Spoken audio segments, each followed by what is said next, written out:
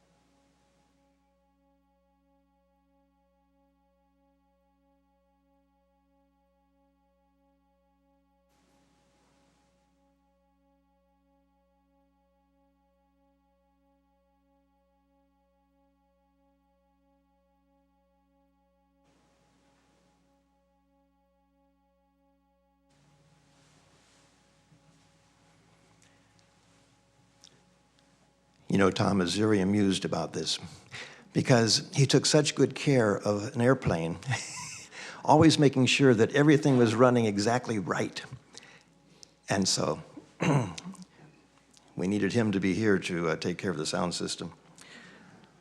But because Tom has put on invisibility, it's a very different way of being from what we and he knew. So let's examine that life of his which we did know and which we celebrate this day.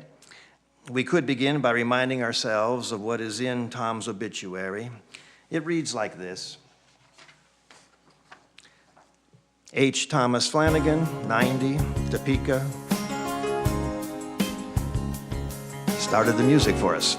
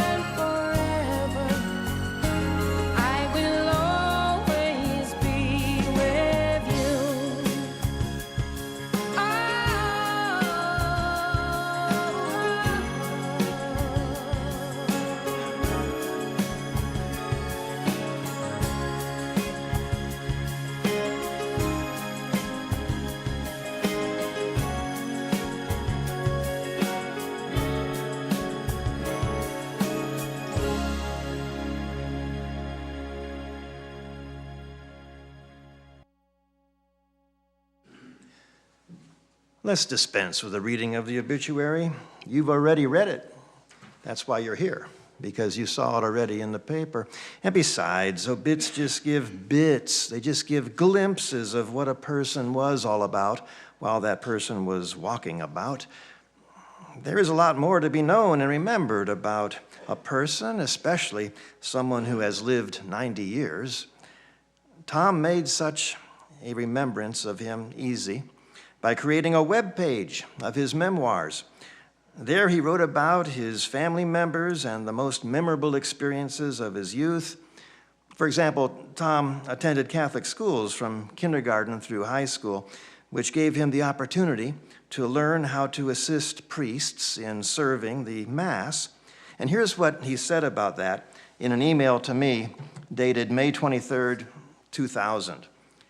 Tom says, "I'm sure at some point I've told you this. I probably was the epitome of an altar boy growing up in Des Moines, Iowa. My education was in Catholic schools from kindergarten through high school, and I must say they were good. My knowledge of Mass procedures, what and when to do this or that, etc., was so complete that whenever a bishop, archbishop, or hierarchy was to say Mass at our church, I was the one they called on to serve. The most rewarding was serving Mass on Christmas morning at 5 a.m. I must confess, I felt a feeling of accomplishment and have never regretted the effort. I knew all the Latin, the differences between regular Mass, high Mass, pontifical Mass, funeral services, wedding services, etc. Too bad I couldn't have charged a fee. I would have made some money. Well, Tom was not an altar boy at Unity Church of Christianity, but he was on the board of trustees there for 8 years, and he therefore was one of the votes in favor of my being hired as the minister in 1989. I see 2 other board members here who were on the board in 1989. Thank you. But as a result of Tom being there on the board when I first came on board, he and I had a special bond. And yet, that bond could not have been as close as family. So, are there family members who would like to share a glimpse of Tom's life with the rest of us? First one, come on up, right here to the microphone, and share with us. Yeah, they're arguing over who's going to be first.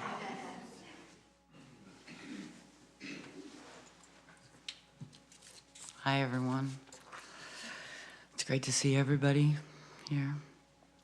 Well, I would just like to say a few words about the kind of man my dad was for those here who may not have known him as well as some of the rest of us. He was the kind of man who would always be there in the evenings after work to help me with my homework. He came to every youth symphony concert, every cello recital, every dance recital, organ recital, musical theater production. Anything and everything, he was there. Often he would carry my cello for me because I was so little I had a hard time. But I believe he also did it because he was proud of me and wanted everyone to know that he was my dad. He was the kind of man who would be at the neighbors early the next morning after a flood to help with the cleanup. And I can remember 3 occasions at least that he dragged me along with him, rather unwillingly, to say the least, along to help. And so that I could become instilled with the work ethic that would make me the person I am today. He was also the kind of guy who would sell you a used car and tell you every single thing that was wrong with it, just to prevent you from having a problem later, or in case you may be purchasing it for a teenager or a young person who might not have that much experience yet. He had a lot of great stories to tell, and he loved to tell them. But one in particular that he told me recently, I think sums up his personality pretty well. And that's the story of Little Lord Fauntleroy. For those too young to know, Little Lord Fauntleroy was a character in a movie series who was played by the child actor Freddie Bartholomew in the 1930s. And well, one day about a month and a half ago, rather, Mom and Dad were watching an old movie like they so often enjoyed doing together, and my dad told me the story. He said, I was in basic training with that guy, he said, Freddie Bartholomew. He was a really little guy, and all the guys bullied and teased him and would never have anything to do with him. And he went on to say, I always made sure that I sat next to him at chow, because I didn't think it was fair for him to have to feel as if he were all alone, especially in a situation such as it was in World War II for all of us. You know, we already had it bad enough. So, and that's just the kind of guy that he was. You know, he would always root for the underdog. And any game on television, I can remember I would always ask him, well, who do you want to win? Who do you want to win? And he would always say, whoever's losing, that's who I want to win. So this is one of the things that I will remember most about my dad. I'd just like to thank you all very much for coming. Thank you. Michelle said how Tom would sell cars and tell the buyer all about it. Tom sold me his Ford Taurus. It's the best car I ever had, and I eventually gave it on to my son. So thanks again, Tom. Pat, do you have things to share about John? Come on up, John.